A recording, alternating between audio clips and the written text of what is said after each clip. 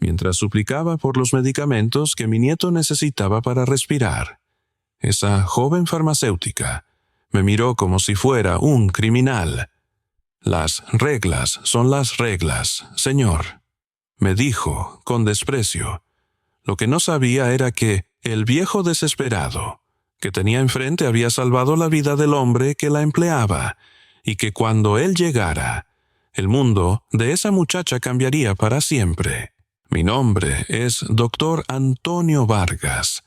Tengo 68 años. Y esa tarde de domingo pensé que iba a perder a la persona más importante que me quedaba en el mundo. Pero para entender cómo llegué a ese momento de desesperación, necesito contarte sobre los últimos años de mi vida. Años que me transformaron de un médico respetado a un anciano invisible. Hace 5 años era una persona completamente diferente. Me levantaba cada mañana a las 6, preparaba café colombiano que compraba en una tienda especial del centro y leía el periódico completo mientras Elena, mi esposa de 40 años, preparaba el desayuno. Después, caminábamos juntos 2 kilómetros por el parque del barrio, saludando a vecinos que nos conocían por nombre y que a menudo nos detenían para preguntarme sobre algún dolor o medicamento. «Doctor Vargas», me decía la señora Martínez desde su jardín, ¿cree que esta tos de mi nieto sea algo serio? Tráigalo mañana temprano al consultorio, señora. Le haré una revisión completa, le respondía, y ella sonreía con el alivio de saber que tenía un médico de confianza en el barrio. Elena siempre bromeaba sobre estas consultas improvisadas. «Antonio, nunca has dejado de ser médico, ni siquiera en el supermercado», me decía cuando alguien me abordaba en el pasillo de medicinas para pedirme una opinión. «Es que no puedo evitarlo», le respondía. «Cuando ves a alguien sufriendo y sabes que puedes ayudar, es automático». Por las tardes, después de cerrar mi consultorio privado, volvía a casa para almorzar con Elena. Ella me contaba sobre su día trabajando como voluntaria en el hogar de ancianos, y yo le relataba los casos interesantes que había atendido. Eran conversaciones de pareja madura, cómodas, llenas de la intimidad que solo desarrollan quienes han compartido décadas de vida. «¿Sabes que me gusta más de envejecer contigo?», me dijo Elena una tarde, mientras tomábamos café en nuestro pequeño jardín trasero. «¿Qué? Que después de 40 años todavía me sorprendes. Hoy vi cómo trataste a la señora Delgado, que no tenía dinero para pagar la consulta.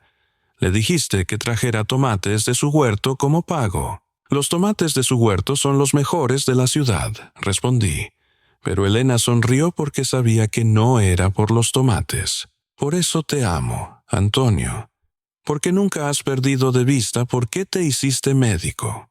Los domingos eran sagrados para nosotros.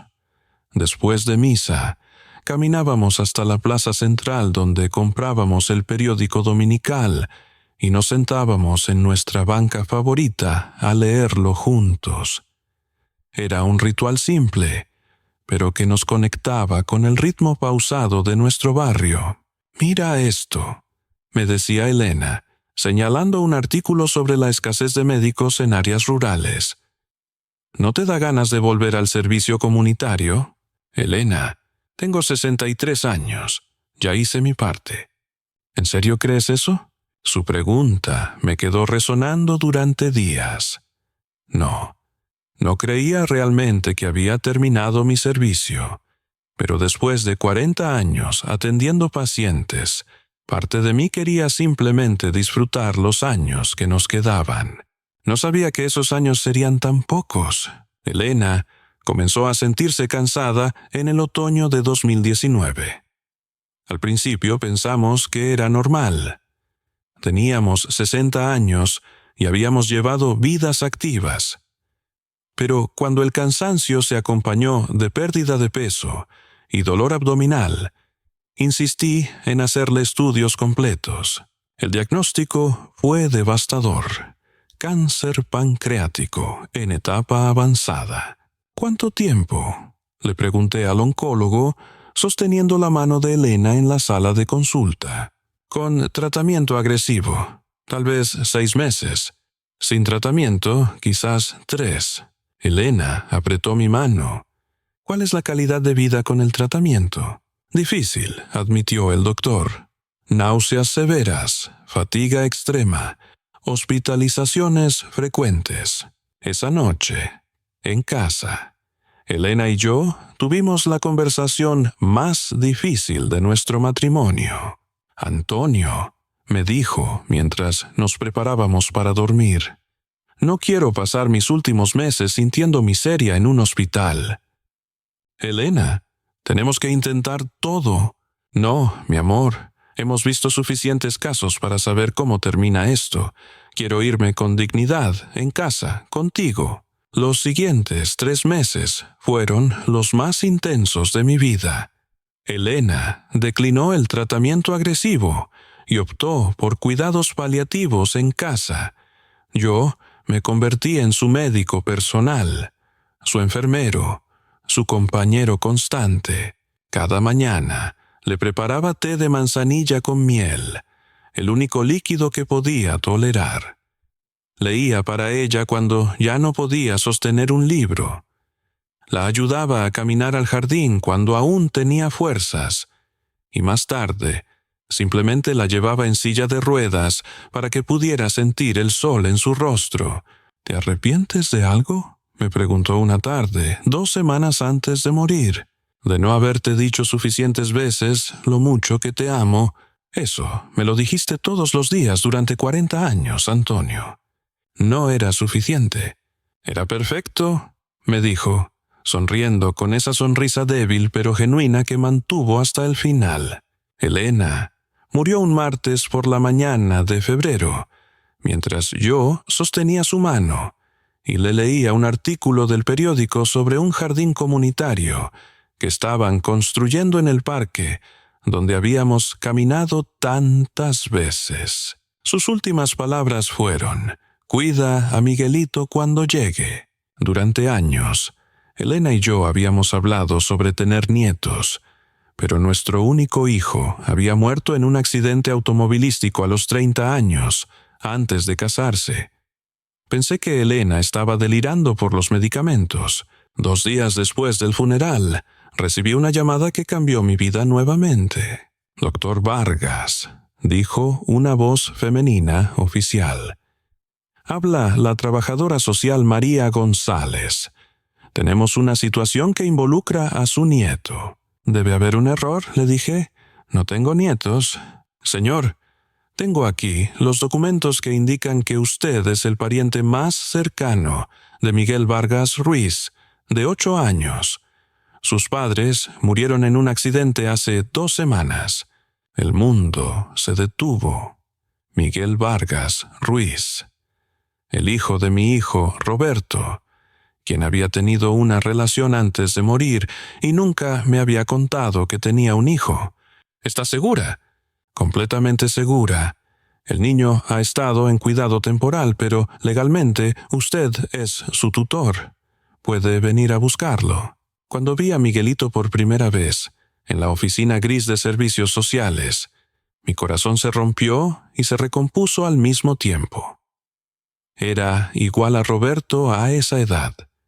Cabello oscuro, ojos grandes y curiosos, pero había una tristeza en su mirada que ningún niño de 8 años debería tener. «¿Usted es mi abuelo?», me preguntó con voz pequeña. «Sí, mi amor. Soy tu abuelo Antonio. ¿Voy a vivir con usted?» «Si quieres, sí». «¿Usted me va a querer?». La pregunta me destrozó. «Ya te quiero, Miguelito, desde el momento que supe que existías». Durante los primeros meses fue una transición difícil para ambos. Yo estaba lidiando con mi duelo por Elena, y Miguelito estaba procesando la pérdida de sus padres. Además, descubrimos que tenía asma severo, algo que sus padres habían estado manejando, pero que requería medicación constante y cuidado especializado. Las noches eran las más difíciles. Miguelito tenía pesadillas frecuentes y a menudo se despertaba buscando a sus padres. Yo me sentaba en su cama, le frotaba la espalda y le contaba historias sobre su padre cuando era niño. ¿Mi papá también tenía asma?, me preguntó una noche después de una crisis respiratoria. No, pero era igual de valiente que tú para enfrentar las cosas difíciles. ¿Usted cree que mis papás están bien donde están?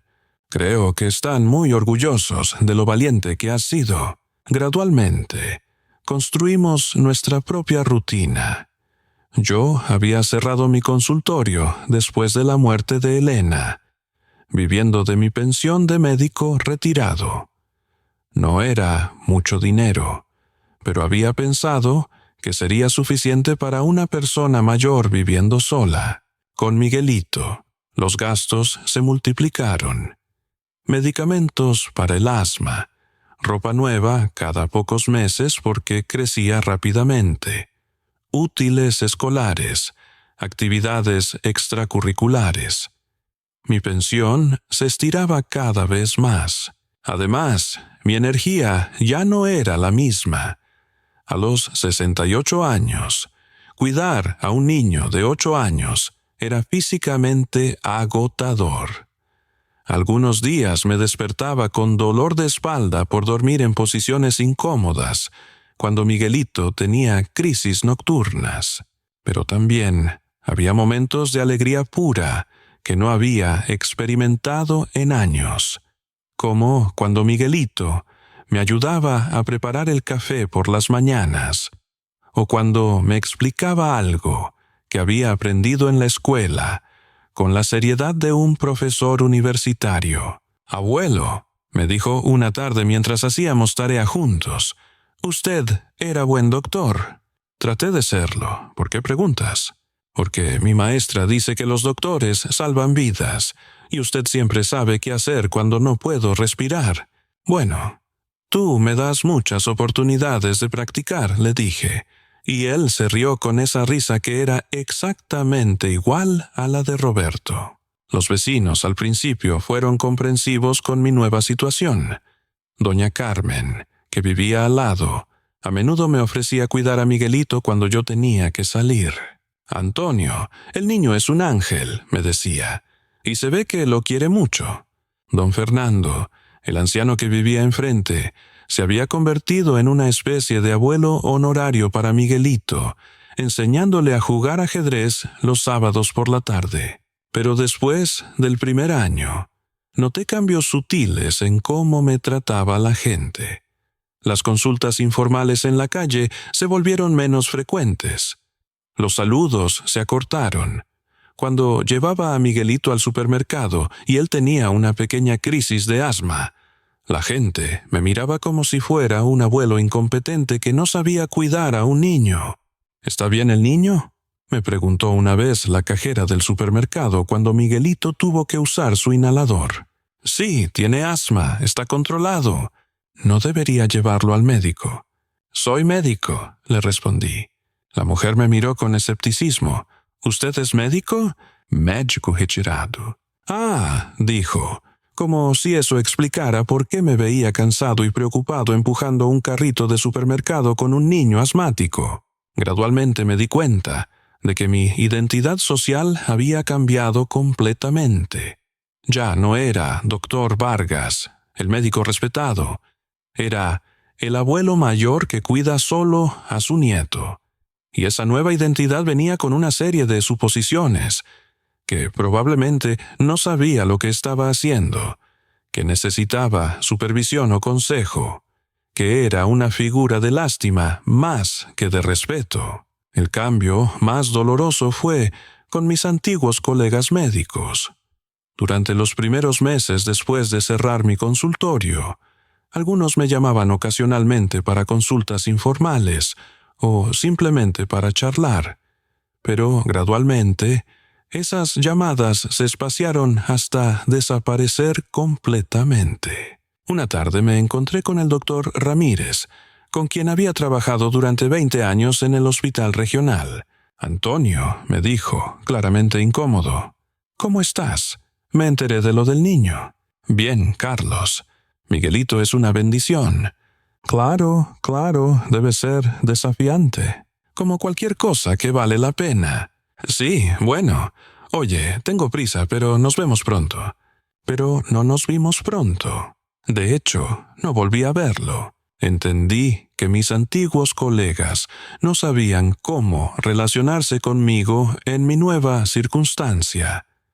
Para ellos, yo había salido del mundo médico profesional y había entrado en el mundo de abuelos cuidadores, un mundo con el que no tenían familiaridad ni conexión. Las noches se volvieron el momento más difícil. Después de acostar a Miguelito, me sentaba en mi estudio, rodeado por los libros médicos que ya no consultaba, los diplomas que ya no significaban nada para nadie, las fotos de mi vida anterior con Elena. ¿En qué me había convertido? ¿Era solo un cuidador anciano? ¿O seguía siendo el médico que había dedicado 40 años a salvar vidas? ¿Importaba mi experiencia si ya no tenía una práctica activa? ¿Tenía algún valor mi conocimiento si la sociedad me veía simplemente como un abuelo que hacía lo mejor que podía? Una noche, mientras revisaba los álbumes de fotos que Elena había mantenido meticulosamente, encontré una imagen que no había visto en años. Era de 1985, cuando yo tenía 35 años y era médico militar. En la foto aparecía yo, mucho más joven, con mi uniforme de campaña, de pie junto a una ambulancia militar. Recordé vívidamente ese periodo de mi vida. Había sido destacado a una región montañosa donde servía como único médico, en un radio de 100 kilómetros. Eran años difíciles, pero satisfactorios, donde cada día traía emergencias reales que requerían decisiones rápidas y conocimiento médico profundo. El caso que más me había marcado había ocurrido un 15 de septiembre de 1985. Era una tarde lluviosa cuando recibimos la llamada de emergencia. Accidente múltiple en la carretera principal que conectaba dos pueblos rurales. Un autobús escolar con 25 niños había perdido el control en una curva resbaladiza y se había volcado. 2 autos familiares también estaban involucrados en el accidente. Era yo el único médico disponible, y los hospitales más cercanos estaban a horas de distancia, por carreteras intransitables debido a la tormenta. Cuando llegué al lugar, la escena era devastadora. El autobús amarillo estaba completamente volcado en una zanja, con varios niños atrapados adentro. Sus gritos, mezclados con el sonido de la lluvia y el viento, creaban una sinfonía de desesperación que aún podía escuchar en mis pesadillas. No había tiempo para esperar refuerzos. Los helicópteros de rescate no podían volar en esa tormenta, y cada minuto que pasaba aumentaba el riesgo para los niños heridos. Entré al autobús por la ventana trasera que había sido destrozada por el impacto. Adentro, la escena era caótica. Asientos volcados, mochilas esparcidas y niños de entre 8 y 12 años en diversos estados de trauma físico y emocional. Trabajé sistemáticamente, evaluando rápidamente a cada niño según la urgencia de sus heridas. La mayoría tenía lesiones menores, cortes, moretones, posibles conmociones, pero 3 niños tenían heridas que requerían atención médica inmediata. El más grave era un niño de unos 12 años, con cabello rubio y ojos azules, que estaba consciente, pero mostraba signos claros de hemorragia interna. Sus signos vitales se deterioraban rápidamente, y sabía que sin intervención quirúrgica inmediata no sobreviviría al viaje al hospital. «¿Cómo te llamas?», le pregunté mientras evaluaba sus heridas con manos expertas. «Mario», me respondió con voz débil pero determinada. «Mario Hernández». «Me voy a morir, doctor». Su pregunta directa me golpeó. Era un niño, pero había enfrentado la realidad de su situación con una valentía que respetaba. «No te vas a morir, Mario», le dije con toda la autoridad que pude reunir. «Pero necesito operarte aquí mismo. ¿Está bien? Va a doler un poco, pero voy a estar contigo todo el tiempo». Asintió con una madurez que no correspondía a su edad. Durante las siguientes 2 horas, operé a Mario en el interior del autobús volcado, usando instrumentos básicos de mi kit de campo médico. No tenía anestesia general, solo anestésicos locales limitados.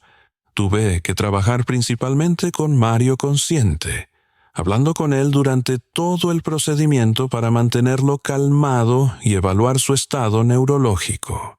«Mario, eres el niño más valiente que he conocido», le decía mientras suturaba una laceración en su vaso. «Cuando crezcas, vas a ser más fuerte por haber pasado por esto». «¿Duele mucho ser doctor?», me preguntó durante uno de los momentos más críticos de la cirugía. «A veces duele, pero es un dolor bueno. Es el dolor de saber que estás ayudando a alguien cuando más lo necesita». «¿Puedo ser doctor como usted cuando sea grande?». «Puedes ser lo que quieras ser, Mario. Pero si decides ser doctor, vas a ser increíble porque ya sabes lo que significa la verdadera valentía». Mientras trabajaba en Mario, también dirigía a otros adultos que habían llegado al lugar del accidente para que me ayudaran con los otros niños heridos. Un adolescente tenía una fractura expuesta en el brazo que requería estabilización inmediata. Una niña pequeña tenía una conmoción cerebral severa que necesitaba monitoreo constante. Durante 6 horas trabajé sin parar, bajo la lluvia que se filtraba por las ventanas rotas del autobús, operando con luz de linternas cuando comenzó a oscurecer. Mis manos estaban entumecidas por el frío. Mis rodillas dolían por trabajar en posiciones incómodas dentro del vehículo estrecho, pero no podía parar. Cada niño era la responsabilidad de alguien. Cada uno tenía padres que estaban probablemente desesperados, esperando noticias. No podía fallarles. Finalmente, llegaron los refuerzos médicos. 2 ambulancias que habían logrado navegar las carreteras inundadas y un helicóptero que había esperado a que escampara lo suficiente para volar. Todos los niños sobrevivieron. Los 25. Mario fue el último en ser trasladado al hospital regional. Antes de que lo subieran a la ambulancia, abrió los ojos y me buscó. «Doctor Vargas», me dijo, con voz débil pero clara, «cuando sea grande, voy a ayudar a la gente como usted me ayudó. ¿Vas a ser doctor? Tal vez doctor, o tal vez otra cosa. Pero voy a ayudar a las personas que lo necesiten». Esa fue la última vez que lo vi. El comandante de la base me otorgó una condecoración por servicio médico excepcional bajo condiciones extremas. El periódico local escribió un artículo sobre el rescate. Recibí cartas de agradecimiento de las familias de los niños, pero para mí, la verdadera recompensa había sido ver a Mario abrir los ojos en esa ambulancia y prometer que usaría su vida para ayudar a otros. Ahora, 38 años después, mientras miraba esa fotografía en mi estudio silencioso, me preguntaba si había cumplido con esa misma promesa. ¿Había usado mi vida para ayudar a otros? ¿O me había convertido en solo otro anciano que recordaba glorias pasadas? La respuesta llegó más pronto de lo que esperaba. Todo comenzó cuando Miguelito se despertó de su siesta dominical, con esa respiración sibilante que había aprendido a temer. Era un sonido sutil, Pero después de 3 años cuidándolo, podía detectar los signos tempranos de una crisis asmática desde el otro lado de la casa. «Abuelo», me dijo con voz entrecortada, apareciendo en la puerta de mi estudio, «no puedo respirar bien». Inmediatamente dejé la fotografía y fui a revisar su estado. Su respiración era laboriosa, pero no crítica todavía. Sin embargo, sabía por experiencia que sin medicamento se deterioraría rápidamente. Corrí al botiquín donde guardaba sus inhaladores de emergencia. El de salbutamol estaba vacío y el de corticoides había vencido la semana anterior. En mi preocupación constante por todos los otros aspectos de cuidar a Miguelito, había olvidado revisar sus medicamentos. «Tranquilo, mi amor», le dije, tratando de mantener la calma que había aprendido durante décadas de emergencias médicas. «Vamos a conseguir tu medicina ahora mismo». Era domingo por la tarde, y el consultorio de nuestro médico familiar estaba cerrado. Las clínicas privadas de emergencia cobraban cantidades exorbitantes, especialmente los fines de semana. Mi pensión de médico retirado, que había parecido adecuada cuando era solo para mí, se había vuelto insuficiente desde que Miguelito llegó a mi vida. El mes anterior había gastado dinero extra en uniformes nuevos para la escuela porque había crecido inesperadamente, y en útiles especiales que necesitaba para un proyecto de ciencias. No tenía los $200 que costaría una consulta de emergencia dominical. Recordé que había visto anuncios de una farmacia grande en el centro comercial que abría los domingos. «Farmacia Central», decía en letras grandes. Tendría que ir allá y explicar la situación. Como médico retirado con 45 años de experiencia, seguramente entenderían la urgencia de la situación. El camino hasta el centro comercial se sintió eterno. Era un domingo particularmente caluroso, y mi viejo auto de 15 años no tenía aire acondicionado funcionando. Miguelito iba en el asiento trasero, recostado contra la ventana abierta, tratando de respirar el aire cálido que entraba. «¿Estoy muy enfermo, abuelo?», me preguntó con esa voz pequeña que usaba cuando tenía miedo. «No, mi amor, solo necesitas tu medicina. ¿Recuerdas lo que siempre te digo? Que usted es el mejor doctor del mundo y que siempre me va a cuidar», respondió, intentando sonreír a pesar de su dificultad respiratoria. «Exactamente, y los mejores doctores siempre cumplen sus promesas». Pero mientras manejaba bajo el sol implacable, las dudas comenzaron a filtrarse en mi mente. Hacía 3 años que me había jubilado, y mi licencia médica había vencido. ¿Me tomarían en serio? ¿O sería solo otro anciano tratando de saltarse las reglas? Durante mis 45 años como médico, había estado acostumbrado al respeto automático que venía con el título y el uniforme. Cuando decía «Soy el doctor Vargas», las puertas se abrían, las reglas se flexibilizaban, la gente escuchaba. Ahora me dirigía a una farmacia como Antonio, un abuelo de 68 años con ropa casual, en un auto viejo, pidiendo medicamentos sin receta para un niño que claramente estaba bajo mi cuidado inadecuado.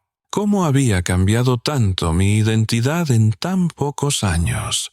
Durante mis años como médico militar, las emergencias eran rutina y los protocolos se adaptaban a las circunstancias, no al revés. Recordaba vívidamente mis años de servicio, cuando las emergencias como la de Mario eran comunes, y yo tenía autoridad para tomar decisiones de vida o muerte, basándome en experiencia, no en papeles. En 1985, había operado a un niño en un autobús volcado sin esperar autorizaciones, sin consultar supervisores, sin completar formularios. Solo había conocimiento médico y la urgencia de salvar vidas. ¿Por qué ahora era diferente? Pensé mientras llegaba al estacionamiento del centro comercial. ¿Por qué ahora las reglas eran más importantes que las vidas? Miguelito había empeorado durante el viaje. Su respiración se había vuelto más laboriosa y pequeñas gotas de sudor aparecían en su frente. No era una crisis severa todavía, pero conocía los signos. Sin medicamento, se deterioraría rápidamente. «Ya llegamos, mi amor», le dije, ayudándolo a bajar del auto. «Todo va a estar bien». Pero yo mismo no estaba seguro de eso. La farmacia estaba ubicada en la planta baja del centro comercial, con grandes ventanas de vidrio y luces fluorescentes brillantes que le daban un aspecto moderno y corporativo. Era el tipo de establecimiento que había comenzado a proliferar en los últimos años. Eficiente, estandarizado, pero sin el toque personal de las farmacias familiares donde habían conocido a los clientes por generaciones. Cuando entramos, había una cola de unas 8 personas esperando ser atendidas.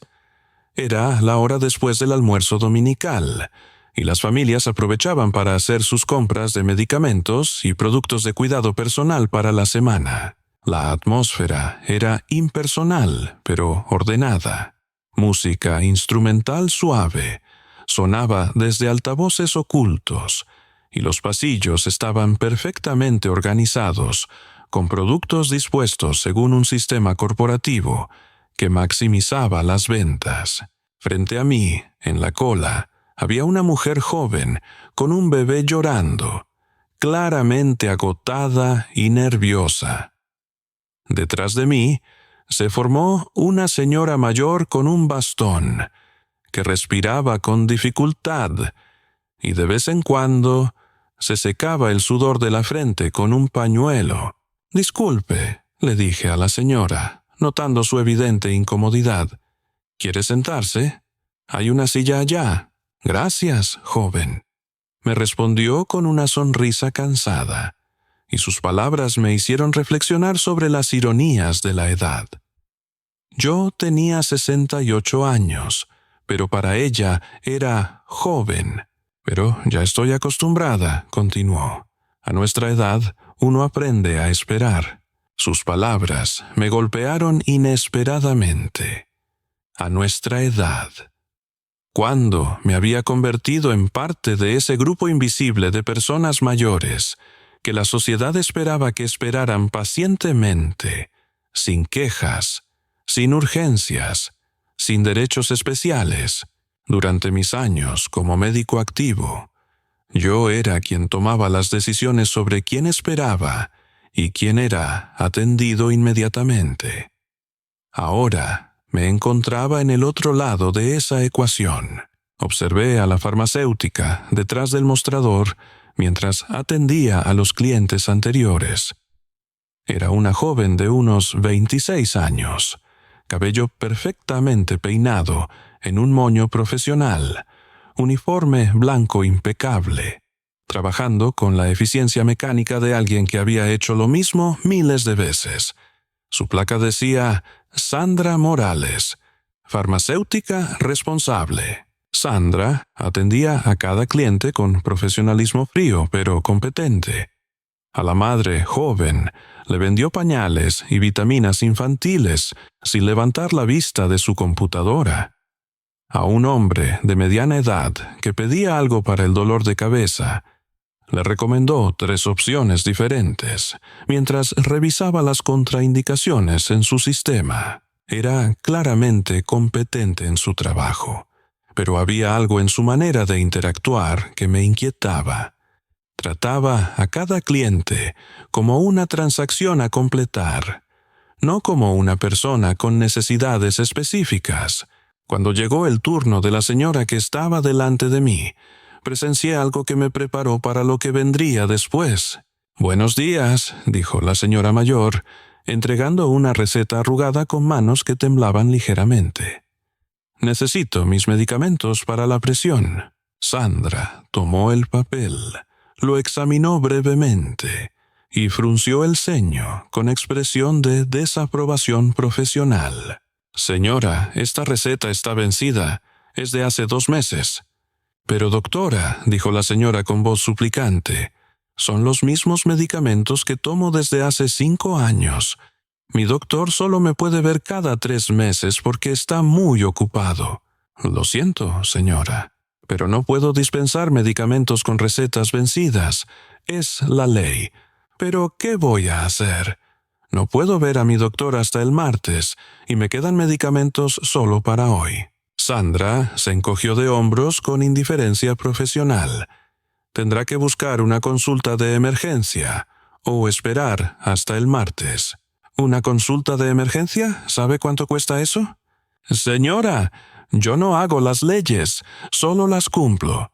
La anciana se alejó del mostrador claramente frustrada, murmurando algo sobre jóvenes sin corazón, que nunca han tenido que elegir entre medicamentos y comida. No era la primera vez que escuchaba esa queja sobre las nuevas generaciones de profesionales de la salud. Durante mis años de práctica, había visto cómo la medicina se volvía cada vez más corporativa, más enfocada en protocolos y menos en compasión. Pero lo que más me perturbó fue darme cuenta de que yo mismo había sido parte de esa transformación durante mis últimos años de práctica. ¿Cuántas veces había permitido que las reglas triunfaran sobre el sentido común? ¿Cuántas veces había elegido la seguridad legal sobre la necesidad humana? Finalmente llegó mi turno. Miguelito estaba a mi lado, claramente luchando por respirar cómodamente, pero manteniéndose valiente como siempre. «Buenos días», le dije a Sandra con la cortesía que mi generación había aprendido a mostrar como signo de respeto. «Necesito comprar un inhalador de salbutamol y uno de corticoides para mi nieto. Es asmático y está teniendo una crisis». Sandra me miró, evaluando mi apariencia con la misma expresión clínica que había usado con la señora anterior. Luego miró a Miguelito, notando su respiración laboriosa, pero sin mostrar alarma o compasión particular. «¿Tiene receta?», preguntó de manera automática, como si fuera una grabación. «No, es domingo, y su médico no está disponible. Pero soy médico retirado. Puedo explicarle exactamente lo que necesita y por qué. Señor, estos son medicamentos controlados. Sin receta no puedo venderlos. Entiendo las regulaciones», le dije, manteniendo la calma, pero sintiendo cómo la urgencia crecía en mi pecho al ver el estado de Miguelito. «Pero esto es una emergencia médica. El niño necesita su medicamento ahora».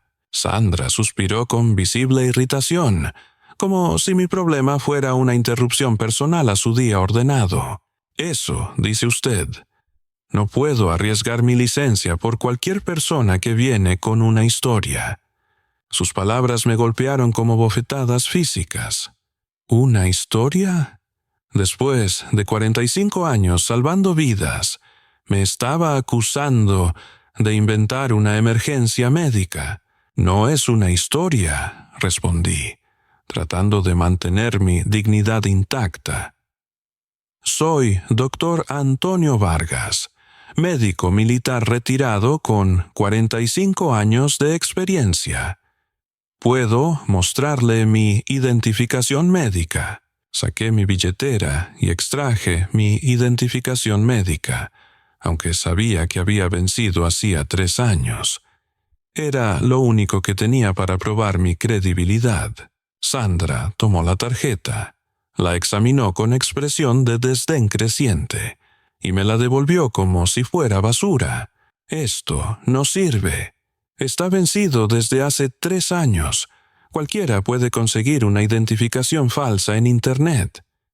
Sus palabras me golpearon más fuerte que cualquier golpe físico que hubiera recibido. Identificación falsa. Después de 4 décadas y media salvando vidas, ¿me estaba acusando de ser un farsante? Señora, le dije, sintiendo cómo se desmoronaba mi orgullo palabra por palabra. He dedicado mi vida entera a la medicina. He salvado cientos de vidas. No estoy tratando de engañarla. Mi nieto realmente necesita esta medicación. Las reglas son las reglas, señor. Me respondió con una dureza que me recordó a algunos oficiales burocráticos que había conocido en el ejército, demasiado enfocados en los protocolos para ver la humanidad detrás de las situaciones. Era en momentos como estos cuando extrañaba desesperadamente a Elena. Ella había sido enfermera durante 30 años y tenía una manera de lidiar con la burocracia médica que yo nunca había desarrollado completamente. Antonio, me habría dicho, a veces tienes que explicar no solo la medicina, sino la humanidad. Tienes que ayudar a la gente joven a recordar por qué eligieron profesiones de servicio. Señorita Sandra, le dije, leyendo su placa de identificación e intentando conectar humanamente. Puedo explicarle la situación médica específica de mi nieto. Tal vez si entiende la urgencia clínica. Señor, ya le dije que no puedo hacer nada sin receta. Si es realmente una emergencia, llévelo al hospital. ¿Sabe cuánto cuesta una consulta de emergencia en domingo? Le pregunté, sintiendo cómo se desmoronaba mi dignidad en público. Mi pensión no cubre esos gastos. Solo necesito medicamentos que conozco desde hace décadas. En ese momento, Miguelito tuvo un acceso de tos que lo hizo doblarse. Inmediatamente me arrodillé a su lado, revisando su respiración, contando sus respiraciones por minuto, evaluando su saturación de oxígeno por el color de sus labios, utilizando la experiencia automática de décadas de práctica médica. ¿Estás bien, mi amor?, le pregunté, y él asintió valientemente, aunque podía ver el miedo creciente en sus ojos. Me levanté y me dirigí nuevamente a Sandra, ahora con más urgencia evidente en mi voz. Señorita, el niño está empeorando visiblemente. Como médico con experiencia en emergencias respiratorias, le aseguro que esto no puede esperar hasta mañana. Señor, me dijo Sandra, y ahora había irritación genuina en su voz, como si mi insistencia fuera una afrenta personal. Ya le expliqué las reglas. No puedo quebrantarlas por usted, sin importar qué historia me cuente. Fue entonces cuando se acercó un empleado joven, tal vez de 22 años, que había estado observando la situación desde el área de medicamentos sin receta. Su placa decía Miguel Torres, estudiante de farmacia. Sandra, le dijo en voz baja, aproximándose con evidente preocupación. El niño realmente se ve mal. No podemos hacer una excepción. Sandra se volvió hacia él con una expresión de autoridad ofendida y superioridad profesional. Miguel, si quebrantamos las reglas por cada persona que viene con una historia triste, perdemos nuestras licencias ambos. ¿Entiendes la responsabilidad legal que eso conlleva? Miguel miró a Miguelito, que ahora se apoyaba contra mi pierna, claramente luchando por respirar cómodamente. Pero Sandra, esto parece realmente serio. El niño tiene dificultad respiratoria visible. Miguel, yo soy la farmacéutica responsable aquí. Yo tomo las decisiones, no los estudiantes. Su respuesta fue tan condescendiente que hasta yo me sentí ofendido por Miguel. La cola detrás de mí había crecido y podía sentir las miradas impacientes de otros clientes. Algunos mostraban simpatía evidente, otros parecían molestos porque mi problema estaba retrasando sus propias compras dominicales. Una madre joven, con un niño pequeño, se acercó tímidamente, claramente conmovida por la situación. «Disculpe», me dijo en voz baja, «su nieto está bien. Mi hijo también es asmático y reconozco los signos. Está teniendo una crisis leve, pero puede empeorar rápidamente si no consigue su medicamento».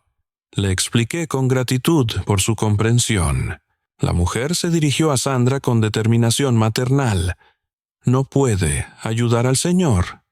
Se ve claramente que conoce de medicina, y el niño realmente necesita ayuda». Sandra había comenzado a perder la paciencia con toda la situación y con lo que percibía como una conspiración de clientes contra su autoridad profesional.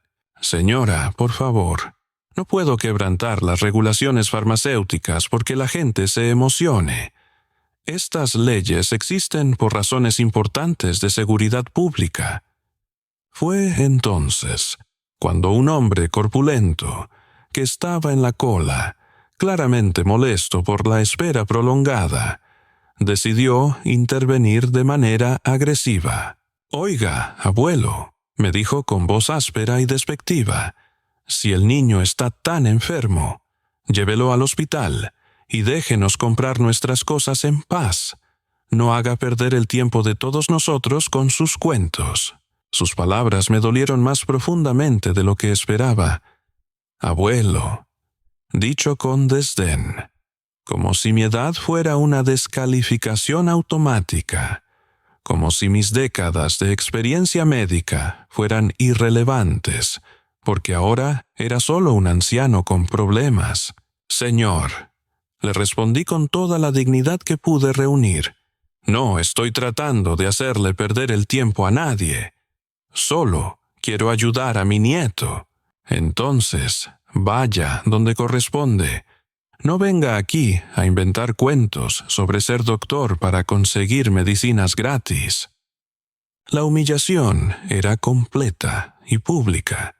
No solo Sandra me había desacreditado profesionalmente, sino que ahora otros clientes me veían como un anciano mentiroso y manipulador, tratando de saltarse las reglas del sistema. Fue en ese momento cuando me di cuenta de algo que me perturbó profundamente. Durante toda la conversación, Sandra había hablado de mí como si no estuviera presente. Estos casos, personas que vienen con historias, cualquiera que dice ser doctor, me había convertido en una categoría administrativa problemática, no en una persona con una historia real y urgencia genuina. Me recordó algo que había leído recientemente sobre la invisibilidad de los mayores en la sociedad moderna. Cómo las personas jóvenes a veces desarrollan una ceguera mental hacia las personas mayores, viéndolos no como individuos con historias complejas y experiencia valiosa, sino como obstáculos, problemas administrativos o figuras de lástima. Durante mis años como médico militar, había experimentado exactamente el efecto opuesto. Los soldados jóvenes me buscaban específicamente porque respetaban la experiencia de los veteranos. «Doc», me decían, «usted ha visto de todo. ¿Qué haríamos en esta situación?». Era una época cuando la experiencia se valoraba automáticamente, cuando las canas significaban sabiduría acumulada que podía salvar vidas. Ahora me encontraba en un mundo donde mi experiencia se descartaba automáticamente porque no tenía los papeles correctos, donde mi conocimiento se consideraba irrelevante porque había reglas que seguir, sin importar las circunstancias. Sandra hizo algo que me sorprendió y alarmó. Levantó el teléfono del mostrador. «Voy a llamar a seguridad», anunció, claramente cansada de toda la situación y decidida a terminarla de manera definitiva. ¿Seguridad?, pregunté, incrédulo. ¿Por qué? Porque usted está perturbando a otros clientes y refusing to accept our policies after repeated explanations. El mundo se volvió surreal.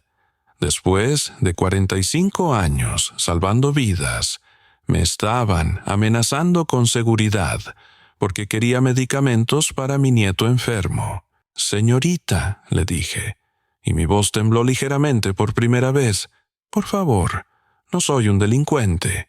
Solo soy un abuelo desesperado tratando de ayudar a su nieto». «Señor, si realmente es una emergencia médica, vaya al hospital.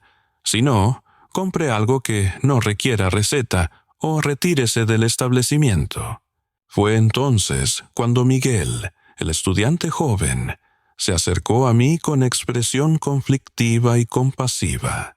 «Señor», me dijo en voz baja, claramente dividido entre lealtad a su supervisora y su instinto humano. «Mi abuelo también fue médico, en el ejército, como usted. Entiendo su frustración». Sus palabras me conmovieron profundamente, porque eran la primera muestra de empatía real y reconocimiento que había recibido en toda la conversación. «¿Qué haría su abuelo en esta situación?», le pregunté, curioso por la perspectiva de alguien que había pasado por experiencias similares. Miguel miró hacia Sandra, que estaba marcando un número, luego hacia mí, claramente dividido entre el respeto por la jerarquía y su conciencia moral. Mi abuelo siempre decía que las reglas deben servir a las personas, no al revés, y que cuando eres profesional de la salud, tu primer compromiso es con el bienestar del paciente. Sandra había terminado de marcar el número, y ahora hablaba en voz baja pero audible al teléfono. «Sí. Necesito que venga alguien de seguridad a la farmacia.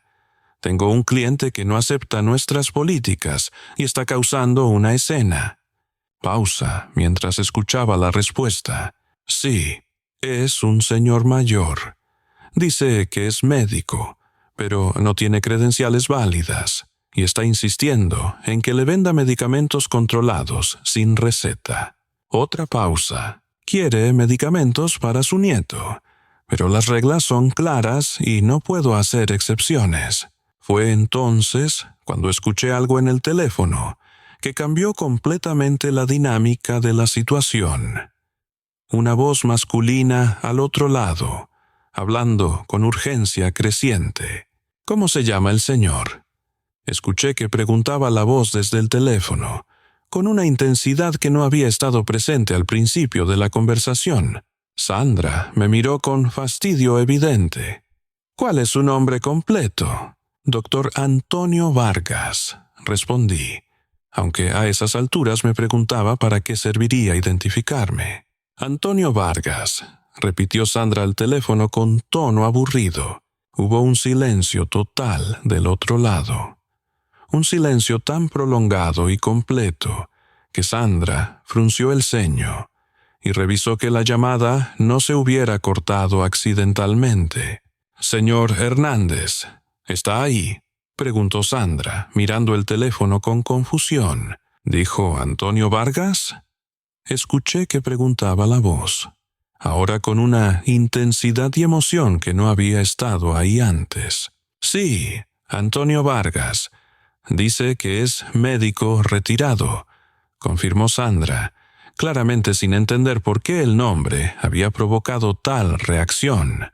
«¿Puede describirlo físicamente?». Sandra me miró de arriba a abajo, como si fuera ganado en una subasta, evaluando mis características con expresión de fastidio. «Señor mayor, tal vez 60 y muchos años. Pelo gris, tiene una pequeña cicatriz en la mano izquierda», dijo, notando la marca que había adquirido durante una cirugía de emergencia años atrás. «Camina con ligera cojera». El silencio del otro lado se extendió aún más, cargado de una tensión emocional que podía sentirse incluso a través del teléfono. Luego, «Dios mío, no se mueva. Dele todo lo que necesite. Voy para allá inmediatamente». Sandra miró el teléfono con confusión total, como si se hubiera convertido en un objeto extraterrestre. «Señor, ¿qué hago con el cliente?» «Dele todo lo que pida. Ese hombre me salvó la vida». La voz ahora gritaba con tal emoción que varios clientes en la farmacia pudieron escucharla claramente, y todos se volvieron para mirarme con expresiones cambiantes de curiosidad a respeto. «Pero, señor Hernández, él no tiene receta médica válida. No me importa lo que no tenga. Dele los medicamentos ahora. Ese es el doctor Vargas, el médico militar del accidente de 1985.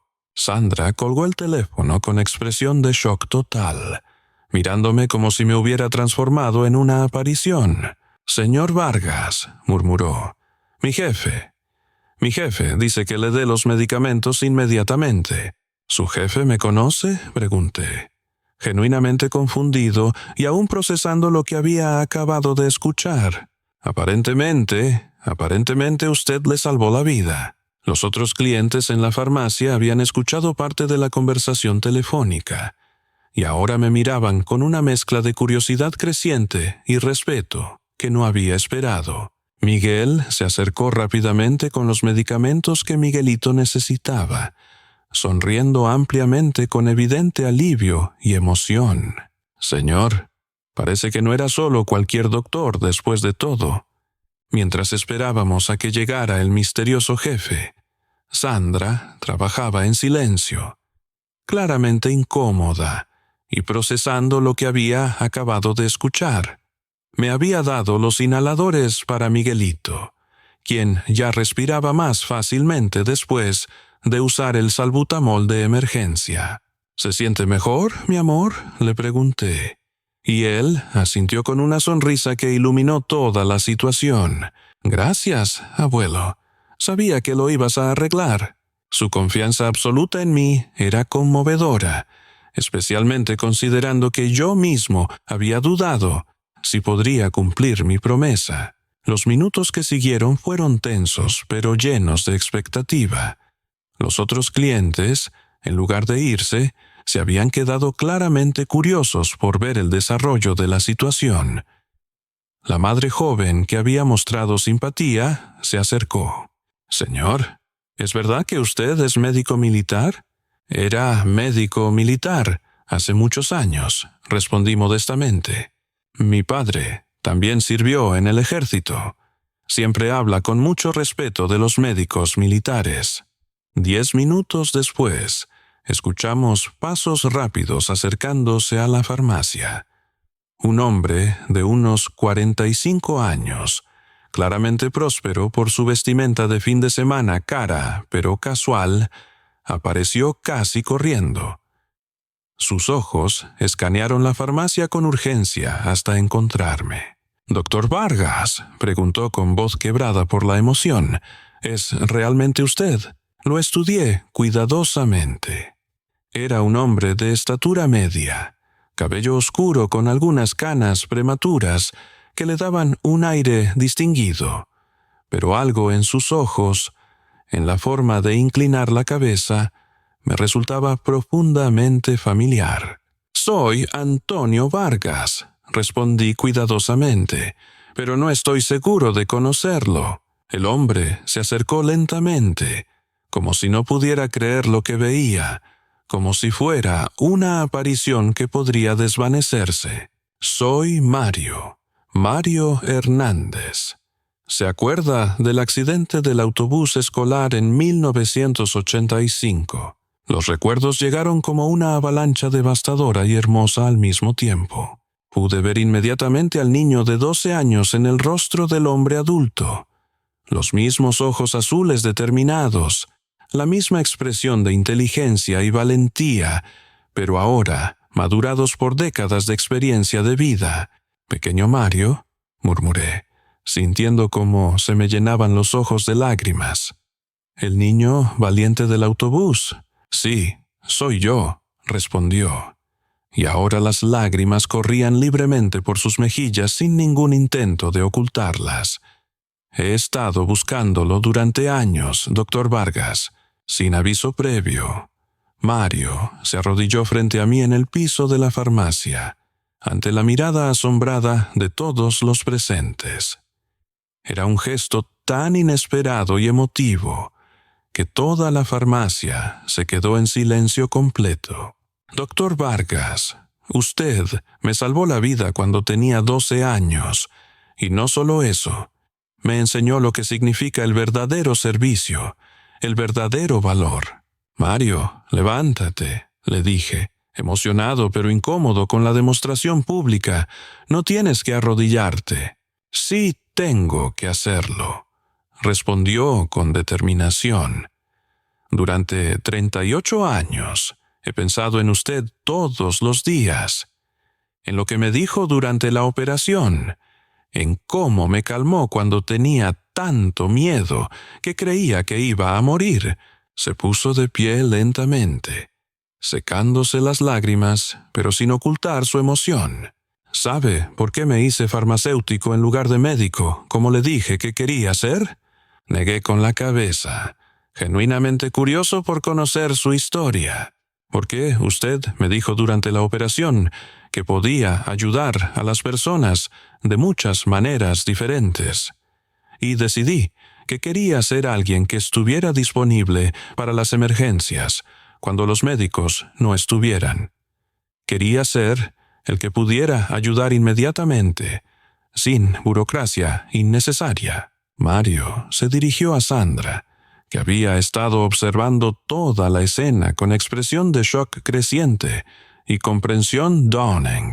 Sandra, le dijo con una voz completamente diferente a la que había usado por teléfono, cargada de dolor más que de ira. ¿Cómo se atrevió a tratar así al hombre que me salvó la vida? Sandra había palidecido completamente. Señor Hernández, no sabía. Él no tenía receta válida. Todo lo que tengo, toda esta empresa, toda mi vida, existe porque él decidió salvarme cuando era un niño asustado. Continuó Mario, pero ahora su voz tenía más dolor y decepción que ira. Se volvió hacia los otros clientes, que habían estado escuchando en silencio respetuoso.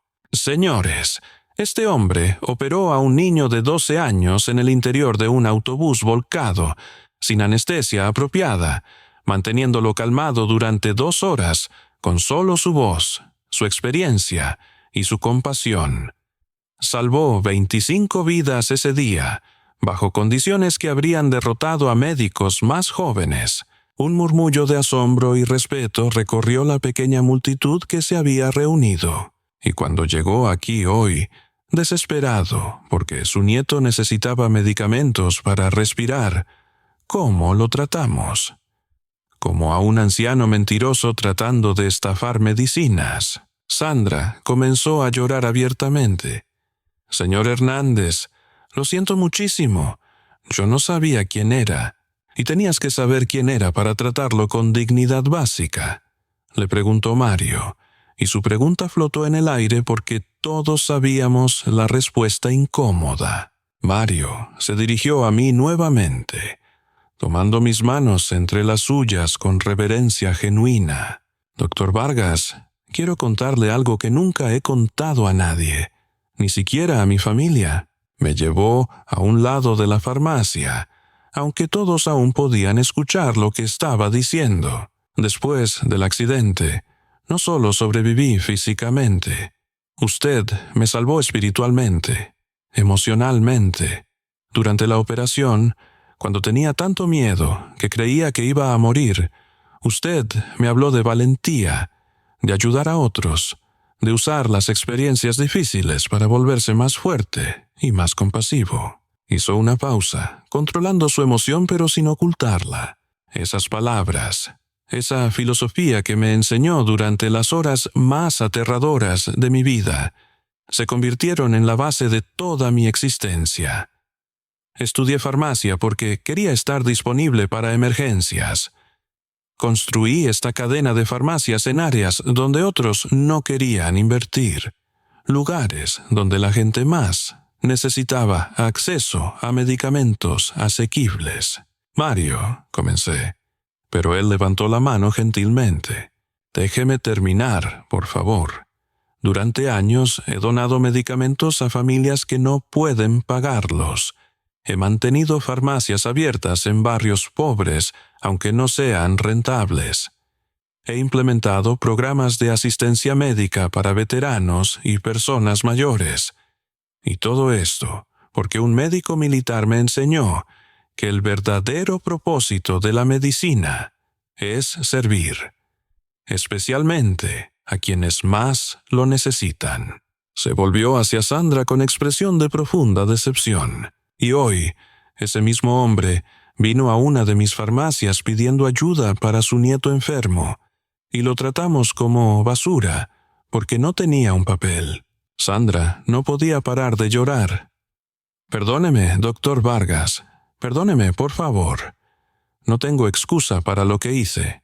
Sandra, le dije suavemente, viendo en ella no solo una joven que había cometido un error, sino alguien que podía aprender y crecer.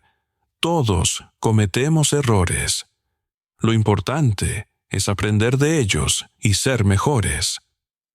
Pero Mario no había terminado con su transformación de la situación. A partir de hoy, anunció a toda la farmacia, todos los veteranos médicos reciben medicamentos gratuitos en todas mis farmacias. Y doctor Vargas, usted nunca más pagará un centavo en ninguna de mis tiendas. Los clientes comenzaron a aplaudir espontáneamente, conmovidos por la historia y por la respuesta de Mario. La madre joven que había mostrado simpatía antes se acercó con lágrimas en los ojos. Doctor Vargas, gracias por su servicio. Mi padre también fue militar y siempre nos enseñó a respetar a los veteranos. El hombre corpulento que antes había sido grosero conmigo se acercó con expresión profundamente avergonzada. Doctor, le pido disculpas humildemente por lo que dije antes. No sabía quién era usted, pero eso no es excusa para haber sido cruel. No sabía, y eso está bien, le respondí, viendo una oportunidad para enseñar. Pero espero que ahora entienda que nunca sabemos qué historias extraordinarias pueden estar cargando las personas que parecen ordinarias. Miguel, el estudiante joven, se acercó con una sonrisa enorme y ojos brillantes de emoción. Doctor Vargas, mi abuelo va a estar tan emocionado cuando le cuente esto. Siempre me ha hablado de médicos militares como usted. Dice que son los verdaderos héroes. ¿Tu abuelo también sirvió? Sí, en la infantería durante los años 80. Siempre dice que los médicos militares eran los verdaderos héroes porque corrían hacia el peligro para salvar vidas, no para quitarlas. Mario sacó su teléfono con urgencia evidente. Doctor Vargas, necesito hacer algunas llamadas inmediatamente. Quiero establecer un programa en todas mis farmacias para identificar y honrar a veteranos médicos como usted. Mario, le dije, conmovido pero también consciente de las proporciones, eso no es necesario. Sí, es absolutamente necesario, respondió con determinación. ¿Sabe cuántos otros doctores, enfermeras, paramédicos retirados hay por ahí que podrían estar pasando por situaciones similares a la suya? ¿Cuántos héroes silenciosos están siendo ignorados porque la sociedad ya no reconoce su valor una vez que se retiran? Su pregunta me llegó profundamente porque había estado pensando exactamente en eso durante todos estos años de invisibilidad creciente. Voy a llamar a este programa Protocolo Doctor Ángel, continuó Mario, en honor al título que le dimos después del accidente. Todos los niños del autobús lo llamábamos el Doctor Ángel. ¿Doctor Ángel?, pregunté. genuinamente sorprendido por este detalle que no conocía. No lo sabía. Durante años, los 25 niños del autobús hablábamos de usted como el Dr. Ángel, el médico que bajó del cielo para salvarnos cuando todo parecía perdido. Hizo una pausa emocional. Mis padres buscaron durante años al Dr. Ángel que había salvado a su hijo, pero nunca pudieron encontrar información completa porque fue una operación militar. Querían agradecerle, pero usted había desaparecido de nuestras vidas tan misteriosamente como había aparecido. Sandra se acercó tímidamente, con los ojos rojos de llorar, pero con expresión de determinación genuina.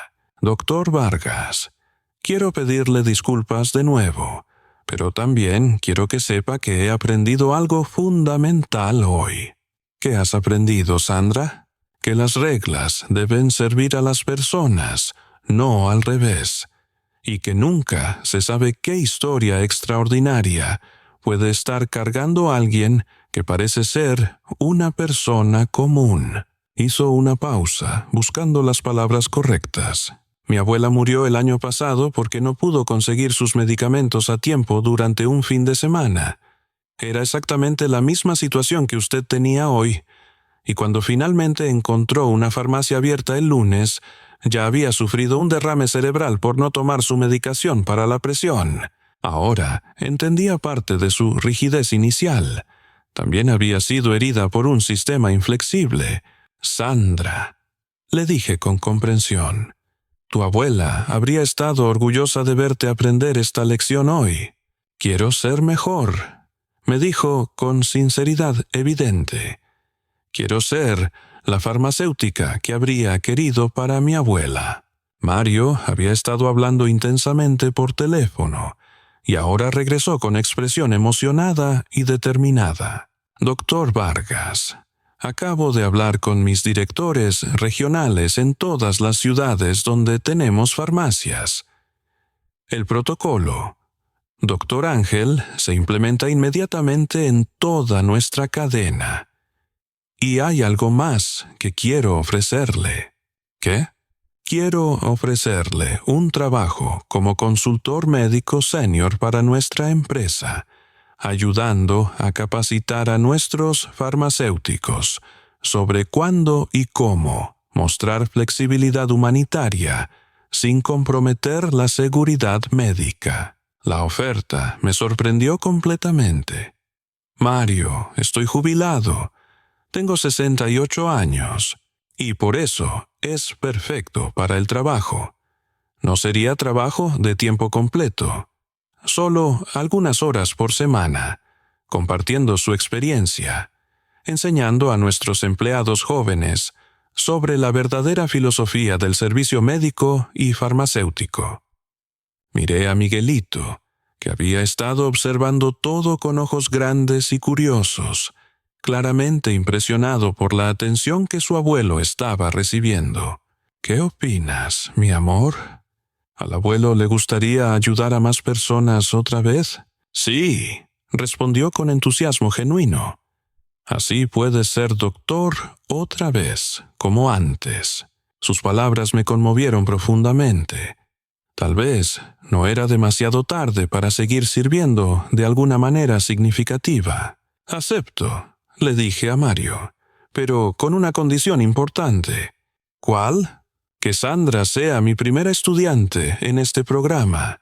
Quiero trabajar con ella para desarrollar protocolos que balanceen las reglas regulatorias con la compasión humana. Sandra me miró con sorpresa y gratitud genuinas. ¿Haría eso por mí después de cómo lo traté? Sandra, los mejores doctores y farmacéuticos son los que aprenden profundamente de sus errores. Tú has mostrado humildad genuina y deseo real de mejorar. Eso es más valioso que nunca cometer errores en primer lugar. Una hora después, salí de la farmacia con una bolsa llena de medicamentos para Miguelito, todos completamente gratuitos, pero llevaba algo infinitamente más valioso: un propósito renovado y la confirmación de que mi vida había tenido significado duradero. «Abuelo», me dijo Miguelito mientras caminábamos hacia el auto bajo el sol de la tarde, «¿eres famoso?» «No, mi amor. Solo soy un abuelo que tuvo la suerte de ayudar a algunas personas hace muchos años, pero todos te respetaban tanto cuando supieron quién eras. Miguelito, el respeto no viene de ser famoso, viene de cómo tratas a otros y de cómo usas tus habilidades para ayudar cuando la gente lo necesita. Yo también puedo ser doctor como tú cuando sea grande». Me detuve y me arrodillé a su nivel en el estacionamiento, mirándolo directamente a los ojos. «Puedes ser doctor, farmacéutico, maestro, ingeniero, lo que quieras. Pero lo más importante es que seas una persona que ayuda a otros cuando lo necesitan, sin importar qué trabajo hagas esa noche». Mientras Miguelito dormía pacíficamente después de usar sus nuevos medicamentos, me senté en mi estudio, recordando todo lo que había pasado en esas pocas horas que habían cambiado mi vida. Pensé en Elena, mi esposa difunta, y en cómo habría disfrutado esta historia increíble. «Te lo dije, Antonio», me habría dicho con esa sonrisa sabia que tanto extrañaba. «El bien que haces siempre regresa, solo que a veces toma tiempo». Pensé en Mario, el niño de 12 años, que se había convertido en un hombre que usaba su éxito para ayudar a otros. Pensé en Sandra, que había aprendido una lección valiosa sobre humanidad, que cambiaría su forma de trabajar para siempre. Pensé en Miguel, el estudiante que ahora tenía un ejemplo diferente de lo que significa el verdadero servicio. Una semana después, recibí una llamada que no esperaba. «Doctor Vargas», dijo una voz femenina joven y familiar. «Habla Sandra, de la farmacia». «Hola Sandra, ¿cómo estás?» «Muy bien, doctor. Quería contarle algo que pasó ayer. Vino una señora mayor pidiendo medicamentos para la presión sin receta, exactamente igual que la situación que presencié con usted». «¿Y qué hiciste?» «Recordé lo que usted me enseñó sobre balancear las reglas con la compasión. La ayudé a conseguir una consulta médica gratuita con uno de los doctores de nuestro nuevo programa comunitario. Y mientras tanto, le di medicamentos suficientes para una semana, hasta que pudiera ver al médico». «Eso suena perfecto, Sandra, pero hay algo más importante. Cuando la estaba ayudando, descubrí que es veterana de guerra. Fue enfermera militar durante 25 años en diversos conflictos. ¿Cómo te hizo sentir eso?» «Me hizo pensar en cuántas historias extraordinarias debo haber pasado por alto durante estos años trabajando aquí. Me hizo querer ser mucho mejor en mi trabajo, más atenta a las personas reales detrás de cada transacción. Sandra, esa es exactamente la actitud que separa a los buenos farmacéuticos de los grandes farmacéuticos. Doctor Vargas, ¿puedo hacerle una pregunta personal?» «Por supuesto». ¿Alguna vez se sintió invisible después de jubilarse, como si la gente no lo viera realmente como persona? Su pregunta me sorprendió por su madurez e intuición. «Sí, Sandra, especialmente en los últimos años. A veces sentía que toda mi experiencia ya no importaba, porque no tenía un título actual o un uniforme que me identificara como médico. Debe ser horrible sentirse invisible cuando tienes tanto que ofrecer. Es una de las peores sensaciones del mundo, porque sabes que tienes valor, que tienes experiencia valiosa que ofrecer, pero nadie parece verlo o reconocerlo. Prometo que nunca más haré sentir invisible a alguien en mi farmacia», me dijo Sandra con determinación. «Cada persona que entra tiene una historia completa, y merece que la vea y respete como ser humano. Esa es la promesa más importante que puede hacer cualquier profesional de la salud. 6 meses después, el protocolo Dr. Ángel se había implementado en más de 300 farmacias en toda la región. No solo ayudaba específicamente a veteranos médicos, sino que había creado una cultura completamente nueva, de mayor humanidad y flexibilidad en el servicio farmacéutico. Sandra se había convertido en la coordinadora regional del programa, viajando para capacitar a otros farmacéuticos sobre cómo balancear las regulaciones con la compasión humana. Miguel había decidido especializarse en farmacia comunitaria, después de graduarse, inspirado profundamente por lo que había presenciado. Mario había logrado encontrar a 18 de los otros 24 niños del accidente de 1985. Todos, sin excepción, habían seguido carreras de servicio: médicos, enfermeras, maestros, trabajadores sociales, bomberos. El Dr. Ángel nos inspiró a todos a dedicar nuestras vidas a ayudar a otros, decían invariablemente. 1 año después del incidente en la farmacia, Miguelito y yo fuimos invitados como huéspedes de honor a la primera ceremonia anual de la empresa farmacéutica. Era el primer día del Dr. Ángel, donde homenajeaban a veteranos médicos de toda la región y celebraban las historias de servicio silencioso. «Abuelo», me dijo Miguelito mientras me ayudaba a arreglar mi corbata para la ceremonia, ¿sabías que ibas a cambiar tantas vidas cuando fuimos a la farmacia ese día?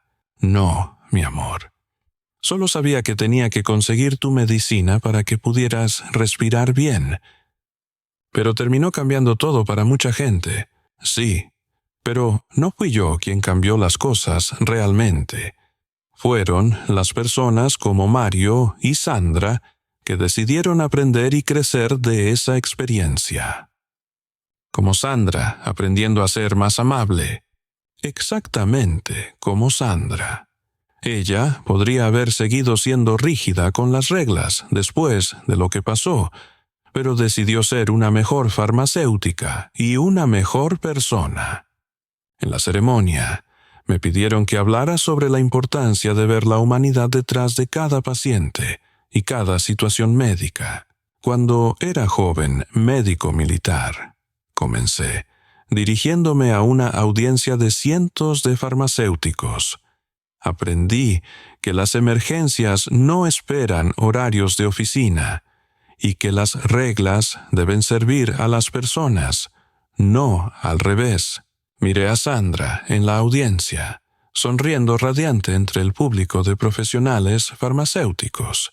Pero también he aprendido algo igualmente importante en mis años de jubilación, que nunca es demasiado tarde para enseñar o para aprender, que los errores pueden convertirse en sabiduría si tenemos la humildad de admitirlos y la determinación de cambiar. Después de la ceremonia, una periodista local me entrevistó para un artículo sobre el programa. «Dr. Vargas, ¿qué quiere que la gente recuerde de su historia? Que todos llevamos historias complejas e importantes dentro de nosotros, que la persona mayor que parece ordinaria podría haber salvado vidas, que el joven que parece inexperto podría estar lleno de sabiduría y buenas intenciones, y que cuando nos tomamos el tiempo para ver realmente a las personas como seres humanos completos, todos nos beneficiamos». ¿Algo más que le gustaría agregar? Que el verdadero heroísmo no está solo en los momentos dramáticos de salvar vidas en emergencias. Está en los momentos cotidianos de elegir la compasión sobre la rigidez, la humanidad sobre la burocracia y el servicio sobre la comodidad personal. Esa noche, mientras acostaba a Miguelito, me preguntó algo que me hizo reflexionar profundamente. «Abuelo, ¿crees que las personas buenas siempre son recompensadas por hacer cosas buenas? No siempre, inmediatamente, mi amor. Pero creo que la bondad crea ondas que eventualmente regresan a nosotros, a veces de maneras que nunca podríamos imaginar. ¿Como Mario recordándote y ayudándote después de tantos años? Exactamente. Yo salvé a Mario cuando era niño, sin esperar nada a cambio. Y 38 años después, cuando yo necesitaba ayuda, él me ayudó a mí. Eso es como magia. Mejor que magia, Miguelito. Es humanidad. Es la forma en que las personas buenas cuidan unas de otras a través del tiempo. Mientras apagaba la luz de su cuarto, pensé en todas las vidas que habían sido tocadas por lo que había comenzado como un simple acto de desesperación de un abuelo preocupado. Sandra ahora entrenaba a cientos de farmacéuticos sobre compasión profesional en todo el país. Miguel se había convertido en un defensor apasionado de los derechos de pacientes ancianos en su universidad. Mario había expandido su programa de asistencia médica a nivel nacional, ayudando a miles de veteranos y personas mayores. Y yo había encontrado un propósito completamente renovado en mis años de jubilación, recordándome que el servicio médico no termina cuando te retiras oficialmente. Solo cambia de forma y encuentra nuevas maneras de expresarse. Algunos domingos, cuando Miguelito y yo pasamos por esa farmacia para visitar a Sandra y Miguel, siempre saluda a saludarnos personalmente. Sandra siempre tiene una sonrisa enorme y una actualización sobre algún veterano médico que ha ayudado recientemente, o alguna situación donde ha aplicado las lecciones que aprendimos juntos. Doctor Vargas, me dijo el último domingo, nunca le he agradecido realmente por la lección más importante que me enseñó ese día. ¿Qué lección específicamente? Que mi trabajo no es solo dispensar medicamentos correctamente. Es ser el último recurso para personas en momentos desesperados, y que esa responsabilidad requiere no solo conocimiento técnico y seguimiento de reglas, sino también corazón humano y compasión. Sandra, esa comprensión te convierte en exactamente el tipo de farmacéutica que yo habría querido para mis propios pacientes durante todos mis años de práctica. Mientras caminábamos de regreso a nuestro auto, Miguelito me tomó de la mano con esa confianza absoluta que me conmovía cada día. Abuelo, ¿crees que algún día alguien va a recordarme y ayudarme como Mario te recuerda a ti? Miguelito, si vives tu vida ayudando a otros y tratando a todas las personas con dignidad y respeto, estoy seguro de que vas a tocar vidas de maneras que ni siquiera puedes imaginar ahora. Y ellos van a ayudarme cuando sea viejo como tú. La vida tiene una manera misteriosa de devolver la bondad, mi amor. Pero lo más importante es que ayudes porque es lo correcto, no porque esperes algo a cambio. Como tú con Mario. Exactamente como con Mario. Esa tarde, mientras Miguelito jugaba en el jardín y yo observaba desde mi silla preferida, reflexioné sobre cómo una crisis asmática había llevado a una transformación tan amplia y hermosa. No había ido a la farmacia esperando reconocimiento o recompensa. Solo había ido como un abuelo desesperado, tratando de ayudar a su nieto a respirar. Pero esa desesperación se había convertido en una lección sobre humanidad, respeto y la importancia crucial de ver las historias completas detrás de cada persona que encontramos en nuestra vida diaria. Pensé en todas las personas mayores que podrían estar pasando por experiencias similares en farmacias, hospitales oficinas gubernamentales de todo el país, veteranos olvidados, profesionales retirados, abuelos y abuelas con décadas de experiencia valiosa que la sociedad ya no valora porque no tienen los papeles correctos o la apariencia adecuada según estándares superficiales. La historia de ese domingo me había enseñado que la invisibilidad de los mayores es real y dolorosa, pero que también es completamente reversible. Solo requiere que alguien tome el tiempo para ver realmente, para escuchar realmente, para reconocer la humanidad completa de cada persona. Y cuando eso sucede, como sucedió con Mario y Sandra, todos se benefician enormemente. Los jóvenes aprenden de la experiencia de los mayores se sienten valorados y útiles otra vez, y la sociedad en general se vuelve más compasiva, más sabia y más humana. Mientras el sol se ponía sobre mi jardín, pensé en Elena y en cómo habría sonreído al ver cómo esa terrible tarde se había convertido en algo tan hermoso y significativo. Te lo dije, Antonio. Podía escucharla decir con esa voz amorosa que tanto extrañaba: el amor que das siempre regresa, solo que a veces toma tiempo y viene disfrazado de formas que no esperas. Tenía razón, como siempre. El amor y cuidado que había dado a un niño de 12 años en 1985 había regresado 38 años después, cuando más lo necesitaba, multiplicado y transformado en un programa nacional que ayudaría a miles de personas en situaciones similares. Y todo había comenzado con la simple negativa de una joven farmacéutica a vender medicamentos sin receta a un abuelo desesperado que parecía ser solo otro anciano problemático. A veces, las mejores cosas en la vida vienen disfrazadas de las peores situaciones. A veces, la humillación se convierte en reconocimiento. A veces, lo que parece ser un final devastador es realmente un nuevo comienzo hermoso. Y a veces, cuando menos lo esperamos, descubrimos que las semillas de bondad que plantamos décadas atrás han crecido en árboles enormes que dan sombra y fruto a generaciones enteras. Esta historia nos recuerda que nunca sabemos qué historias extraordinarias pueden estar cargando las personas que parecen completamente ordinarias. ¿Has trabajado alguna vez en servicio al cliente o atención médica?